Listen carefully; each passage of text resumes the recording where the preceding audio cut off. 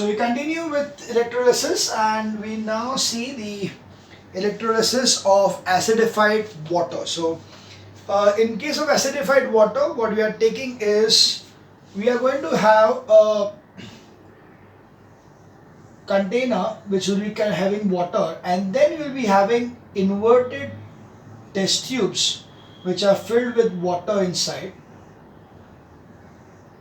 and then there will be electrodes which will be put inside over here and connected to the battery. So I'll just draw that thing. So these are the electrodes which are there, which are going to be connected here and connected to the, so these are, I just draw the battery, I'll not draw anything else. So just the battery is connected here. So accordingly, this over here becomes the anode, and this becomes the cathode. So this is the, and this is water.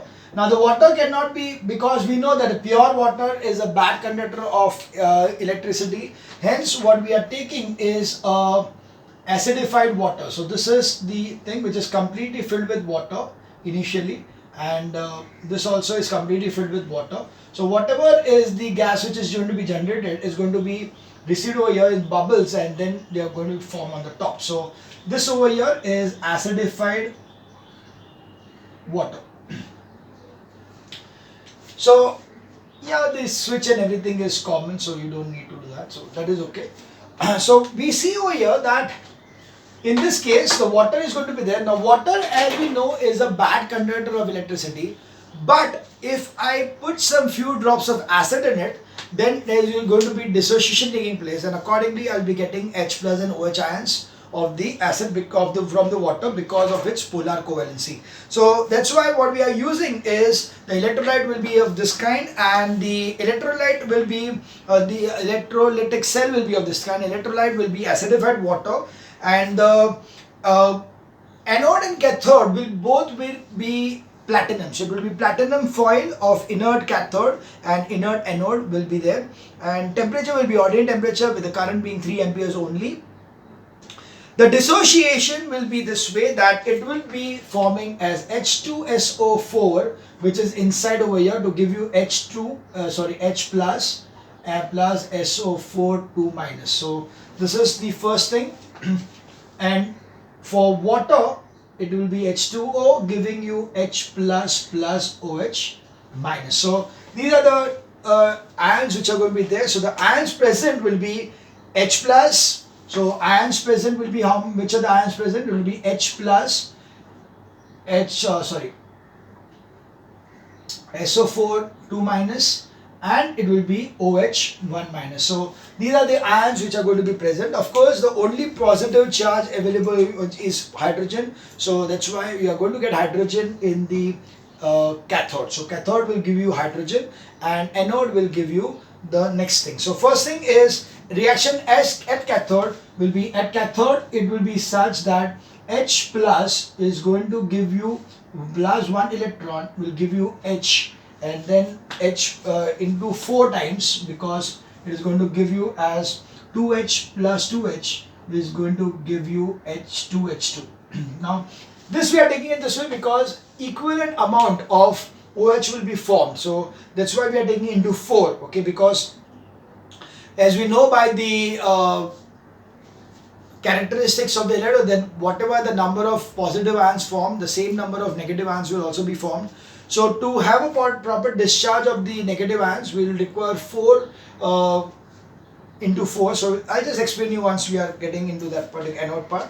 So we see that hydrogen gas of 2 volumes, the H plus is discharged at the cathode, and as neutral hydrogen atom is accepted electrons, so hydrogen atom forms to H2. Reaction at anode. So at anode, what will be happening will be that OH, okay, 1 minus is going to lose 1 electron, and it is going to become OH. Now this OH, so you can see here, जैसे मैंने 4 से multiply किया था, इसको भी मैं 4 से multiply करूँगा, because 4 such OH ions are going to combine together. So this 4OH is going to form into 2H2O plus O2.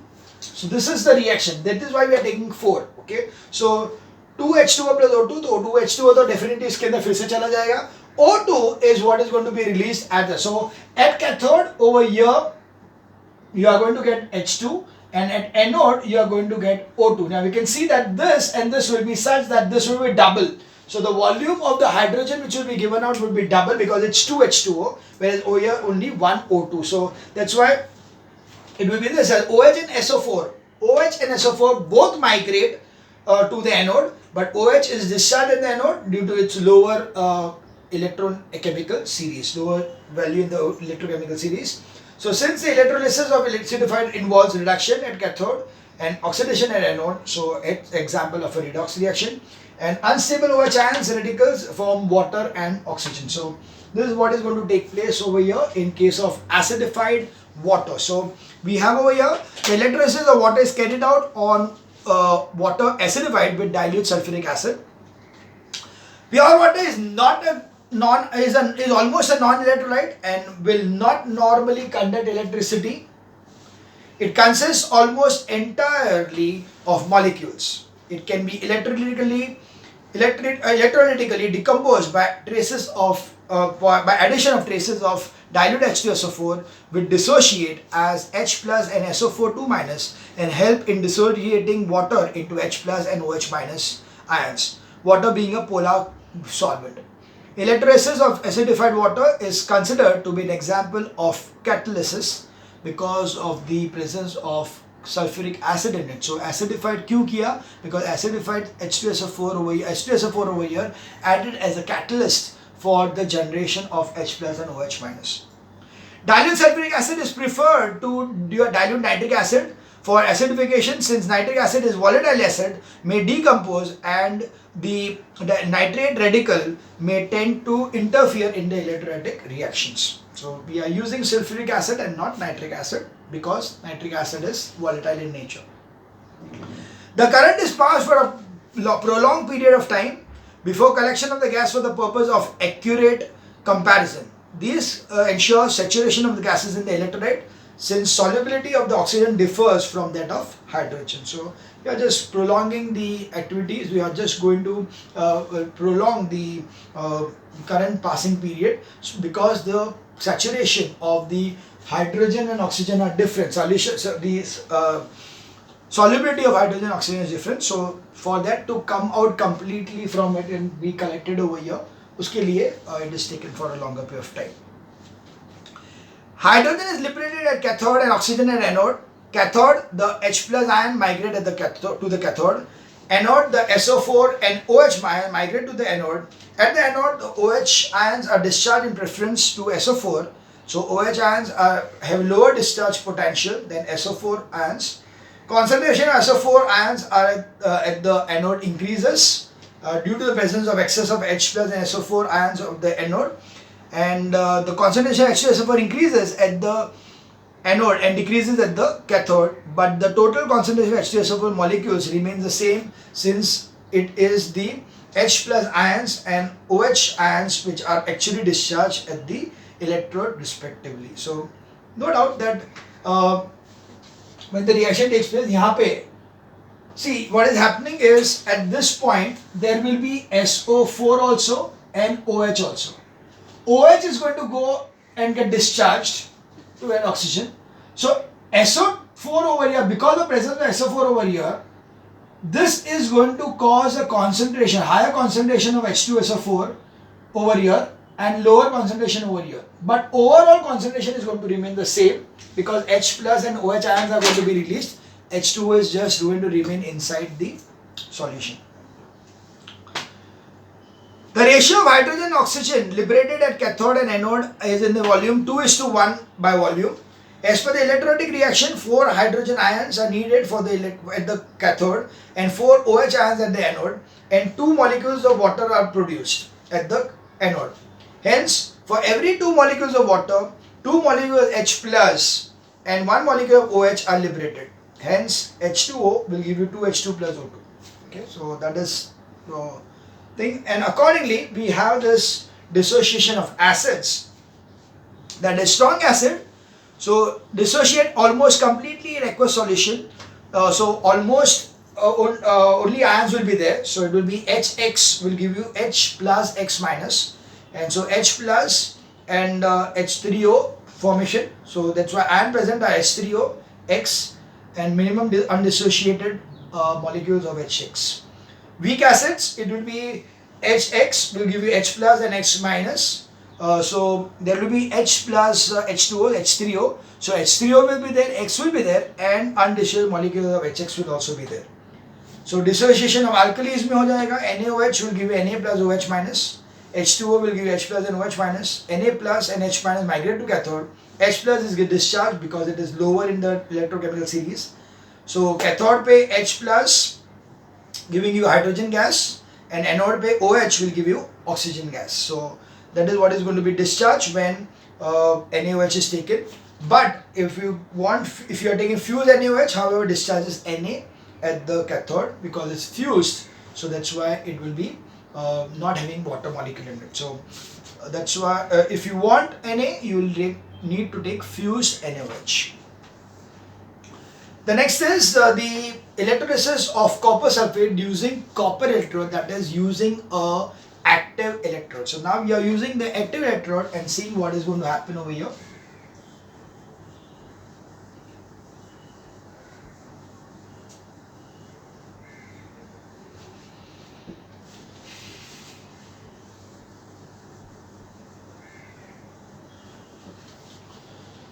So in case of an active electrode, what will happen is you are going to take a electrolytic cell and then the electrolyte. You are having electrodes which are active in nature. So this will be electrodes which will be the copper electrodes. So this is connected to the negative terminal and this is connected to the positive terminal. So both are copper. This is also copper cathode and this is copper anode. The electrolyte over here will be CuSO4. Okay, it will be copper sulfate will be the electrolyte over here. Now let's see what exactly happens over here. So we'll see the equations first. CuSO4 will give you Cu2 plus SO4 2 minus. Okay, and apart from this there will be water also. So there will be H2O giving you H plus OH minus. So the ions present are Cu2 plus and H plus and OH minus and SO4 minus. These are the ions present. Now as per the preferential discharge, what should happen? But उसके बदले अभी यहाँ पे क्या है? You can see that. So there is this Cu2 plus, H plus, OH minus and SO4 2 minus in this case. The OH and SO4 are going to come over here, okay? And when they come over here, because of the presence of Cu2 plus over here, this Cu2 plus and this SO4 are going to combine to give you no end result at the anode, but give you directly again CuSO4. So formation of CuSO4 takes place at the anode because the Cu2 plus from the electrode, because it's the active electrode, the electrode is taking part in the reaction and hence the electrode is going to give you Cu2 plus and SO4 is going to be reacting with it to give you CuSO4. Got it? On the other hand over here, Cu over here is going to come over here.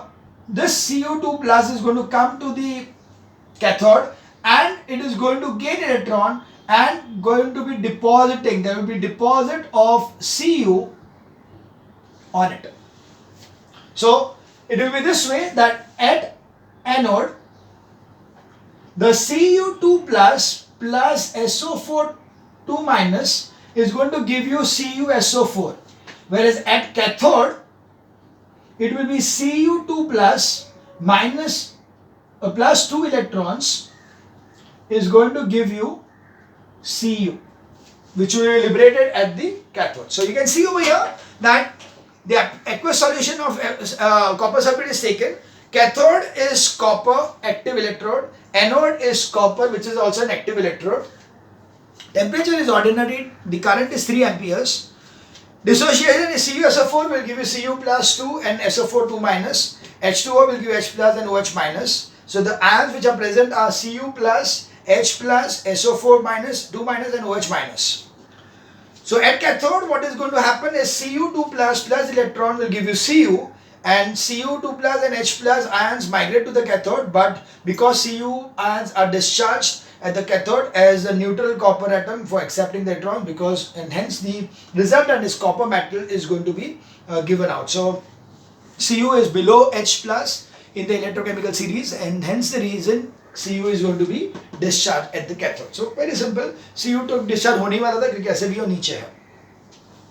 But anode, Cu is going to means minus 2 electrons is going to become Cu2 plus, and it is going to, now this is going to react with SO4 and OH minus migrate, and neither are discharged. So neither SO4 nor OH are going to be discharged, but copper is an active electron and itself takes part in the reaction, and copper anode itself ionizes to copper oxide, copper 2 plus ion, and hence it is just forming into copper sulfate again. So the process of oxidation takes place at the anode, and hence it is called as the oxidizing electrode. So product at the anode is Cu2 plus, or we can just say nil, because none of the thing is going to be discharged at the anode. So there is nil kind of a reaction outcome or the product formed at the anode. So in detail, let's see the electrolyte aqueous solution of copper sulfate may be acidified with traces of dilute sulfuric acid. That is, acidification of electrolyte with traces of dilute sulfuric acid enhances the conductivity of electrolyte and may prevent hydrolysis of electrolyte. So you don't want hydrolysis to take place. That's why you can add a few drops of acid so that the conductivity increases and it becomes easier for you to do the electrolysis. Copper ions are formed at the anode if copper electrodes are used, and oxygen is formed as anode if inert electrodes or platinum or carbon are used. So if I am using copper, I get at anode nothing, but if I take them as platinum or some inert, then I am going to get OH के कारण oxygen. So active electrodes, anode copper, copper anode, and anode cathode also copper. So dissociation CuSO4, Cu plus 2 plus SO4 2 minus, H2O plus H plus and OH minus. At cathode, Cu2 plus electron gives you copper, and copper minus 2 electrons give you copper plus ions. So cathode, product at cathode, copper, brownish pink metal is deposited on the cathode during electrolysis of CuSO4, and product at anode will be nil, which will be just copper ions formed. In inert electrodes, it will be the anode will be Cu, but at cathode will be Cu, but at anode it will be OH minus electron will give you OH plus into 2 will give you hydrogen, oxygen plus water. So 2H2O plus O2. So oxygen gas will be revolved in anode if it is a passive, or you can say electrode which is inert nature, inert electrode. So at cathode, in case of active electrode, Cu plus ion plus H migrate to the cathode. Cu plus ions are discharged in preference to hydrogen, and so Cu plus 2 lower in the chemical series. And anode, SO4 and OH migrate to the anode, but neither are discharged. Copper and anode lose electron more easily than SO4 and OH minus. So nature of electrode, copper active electrode, copper anode hence shows loss of mass. So anode will slowly show loss of mass because copper is being lost at the anode. Whereas in case of inert electrodes, the Cu plus ions and H plus ions migrate to the cathode. Cu ions are discharged in preference to hydrogens because of its lower electrochemical series. Anode pe SO4 and OH both migrate over there to anode, but OH being lower gets discharged and oxidation of OH ions gives rise to unstable hydroxyl radical which forms water with the liberation of oxygen. So the important observation over here is that the blue color of the aqueous solution of copper sulfate solution remains unchanged. See, I told you that this is copper sulfate. Now copper sulfate में से अगर समझो Cu इधर चला जाएगा, O इधर चला जाएगा, तो definitely this blue color is going to change. But here what is happening? Copper is depositing over here, and here the Cu is continuously reacting with SO4 to give you CuSO4. That this reaction keeps on adding the CuSO4 to the electrolyte, and hence you can say the color, yeah, that's right, the color of the CuSO4 remains unchanged. So using copper electrode but fades in platinum electrodes are when are used. So if copper anode is used, for every copper ion Cu plus discharge at the cathode at the neutral atom, a copper ion Cu plus is added to the solution at the anode. Hence the total Cu ions remains same. Therefore the blue color of the CuSO4 which is due to the presence of Cu plus ions do not fade.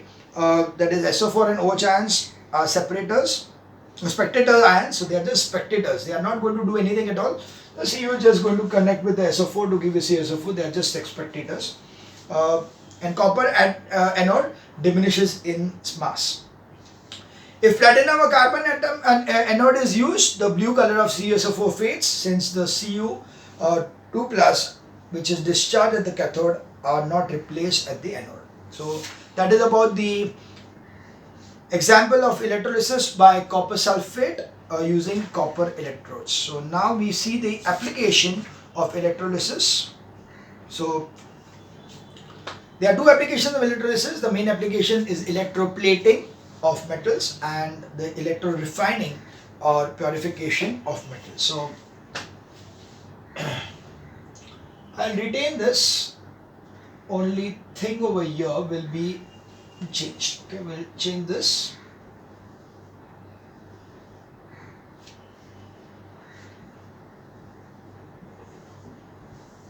See, done.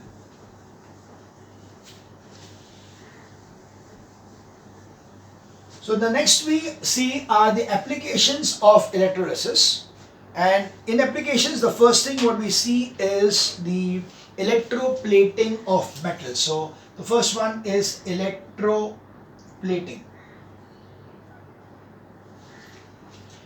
Now electroplating is the electrolytic process of deposition of a superior metal like nickel, silver, chromium or gold on a surface of baser metal or article like iron, copper, brass, etc. So when I have the base metal of iron, copper or something, and then I am coating this thing with some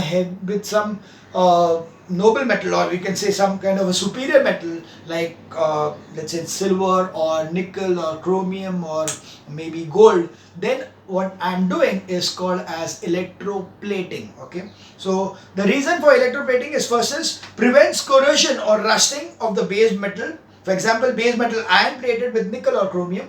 So if I am having particular thing made up of iron, then I can always coat it with nickel or chromium so that it will be protecting the iron from corrosion. So electroplating first advantage is that it can avoid corrosion or rusting. So that's the first thing.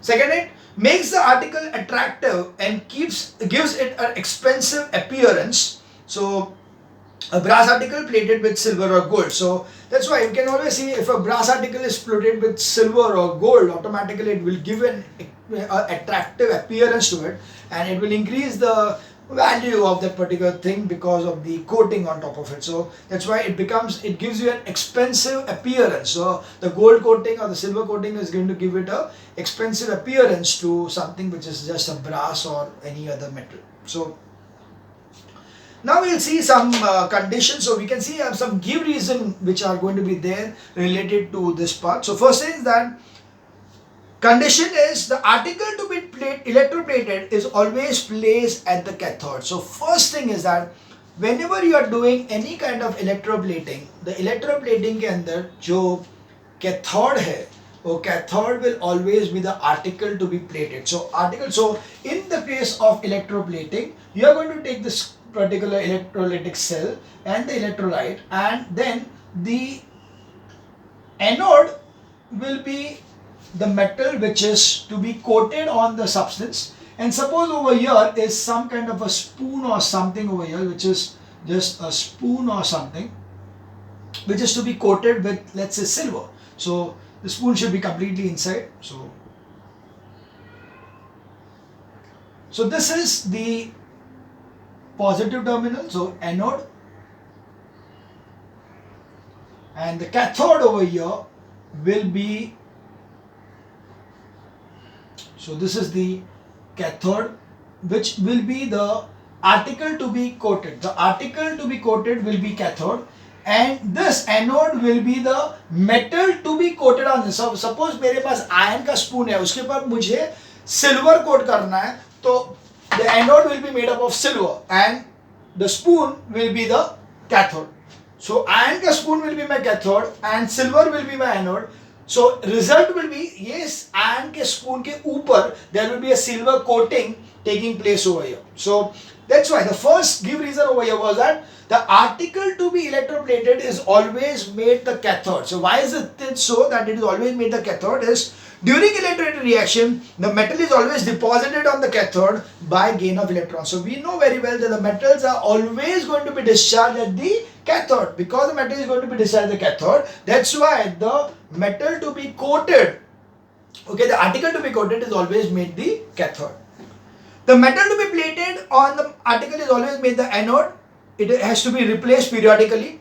So the metal electrode continuously dissolves. So we know that this anode over here is going to be the active electrode, and it is going to keep on getting the ions from here and deposited on this thing. And that's the reason this will deteriorate in mass, and at the same time it will always be, the metal will be the anode and continuously dissolved in as ions in the solution, and hence replaced periodically.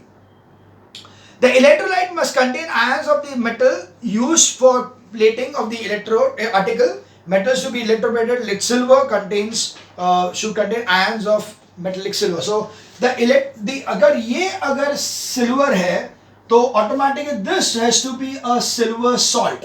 It will be a salt of silver to be used because it is an active electrode. तो इसके ions इसमें जाएंगे और इसके ions इसके ऊपर आएंगे. So that's why silver from here is going to go to the electrolyte, and the electrolyte का जो silver है will be coated on the cathode. Similarly for copper, like we saw the electrolysis of copper by the active electrode. तो क्या था, ये copper था, तो copper from here went to copper sulfate over here, and copper from the copper sulfate in the inside the electrode went over here. So this is exactly the same thing. So we are doing it. So important thing is that the electrolyte to be used should also be a salt of the metal which is to be coated on the article.